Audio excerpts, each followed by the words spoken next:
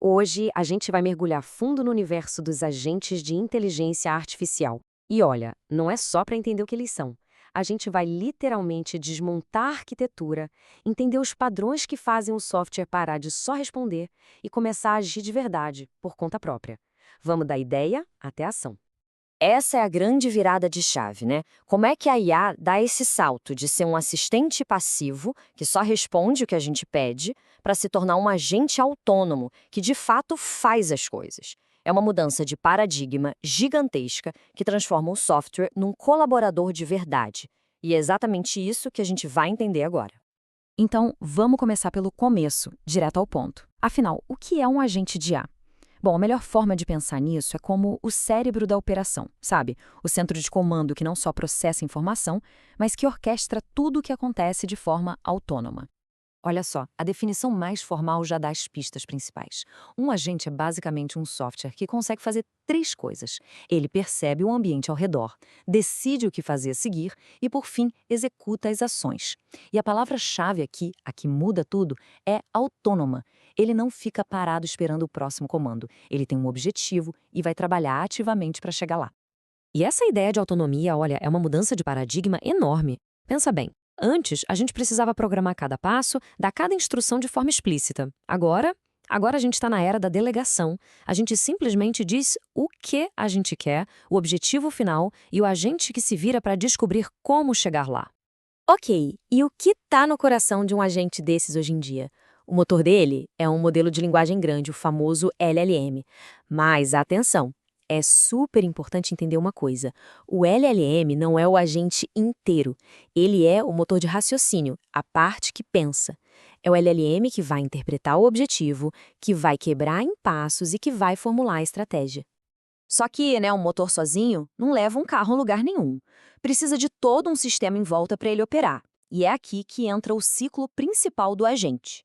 A gente pode pensar nisso como se fosse o sistema operacional da IA. É um loop que fica rodando sem parar, mantendo o agente funcionando e, mais importante, se adaptando ao que acontece no mundo.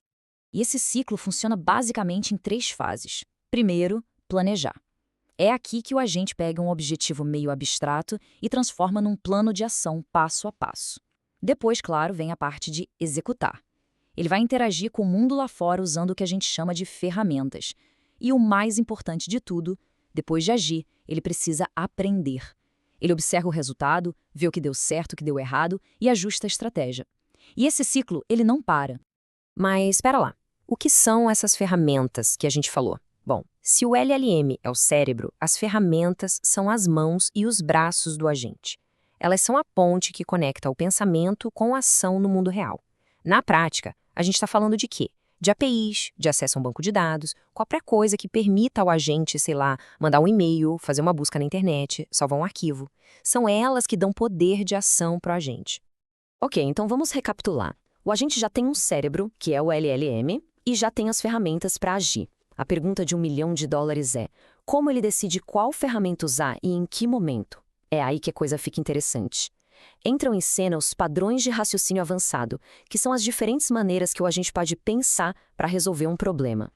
Existem vários desses padrões, mas vamos focar em três que são os principais. O primeiro é o Chain of Thought, ou CORT, que é literalmente fazer o agente pensar em voz alta, mostrando o raciocínio passo a passo. Depois tem o Tree of Thoughts, o THOT, que é mais complexo, como se ele explorasse vários caminhos de raciocínio ao mesmo tempo. Mas o padrão que realmente mudou o jogo para a autonomia é o REACT, que combina raciocínio com ação num ciclo super dinâmico. E por que o REACT é tão poderoso? Porque ele torna o agente adaptativo. Em vez de o agente criar um plano gigantesco no começo e tentar seguir aquilo cegamente, com o REACT ele para e pensa a cada pequeno passo. E isso faz toda a diferença.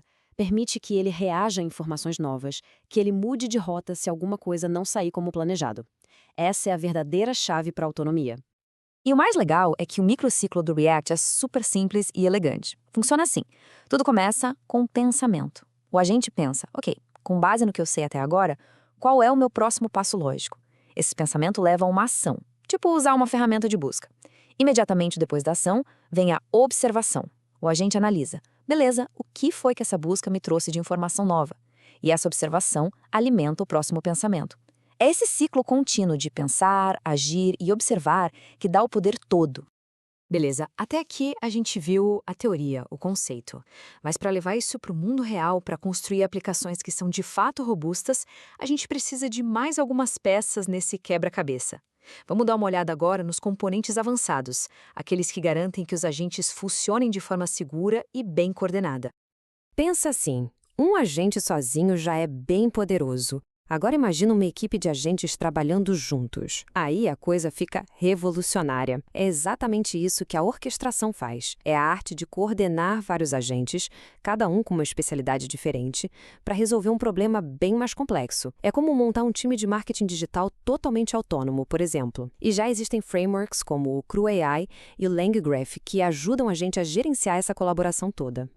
Claro, dar autonomia para um software exige muita responsabilidade. É por isso que os guardrails ou barreiras de proteção são absolutamente essenciais. Eles são como um filtro de segurança mesmo. Ficam ali validando as ações do agente para garantir que ele não faça nada perigoso, que não vaze um dado sensível ou que simplesmente não saia dos limites que foram definidos para ele. Segurança que é a prioridade número 1. Outra coisa fundamental para um agente ser útil de verdade, ele precisa ter memória. E aqui a gente divide em 2 tipos. Primeiro, a memória de curto prazo, que é como a nossa memória de trabalho. É o histórico da conversa atual, sabe? Mas ela é volátil, se perde. E tem também a memória de longo prazo. Usando tecnologias como bancos de dados vetoriais, o agente consegue guardar conhecimento entre uma sessão e outra, aprendendo com o tempo. É isso que dá persistência e contexto para ele. Certo. Agora que a gente já tem todas essas peças na mão, o cérebro, as ferramentas, a orquestração, a memória, chegamos na parte da engenharia. Como é que a gente junta tudo isso para construir um agente que de fato funcione no mundo real? Existem alguns princípios de design que são chave para garantir que o projeto seja um sucesso. Esse processo de design é quase um checklist. Tudo começa com o mais importante, uma definição da tarefa que seja clara como cristal. O que exatamente esse agente tem que fazer? Com isso definido, a gente passa para a seleção das ferramentas. Depois, a gente projeta a arquitetura de memória. E, claro, uma vez que ele está rodando, o monitoramento é crucial. E tudo isso, obviamente, sempre dentro de uma camada forte de segurança, garantindo que a operação seja segura do início ao fim. E tudo isso nos leva a uma última reflexão, que é talvez a mais importante. A engenharia de software, como a gente começa, está mudando. O nosso desafio não é mais só escrever um código que executa uma tarefa. Agora, o desafio é projetar sistemas que entendem o objetivo e descobrem sozinhos o caminho para chegar lá. Então, se o software agora pode encontrar a solução, a grande pergunta que fica no ar é: o que a gente vai construir com esse poder todo?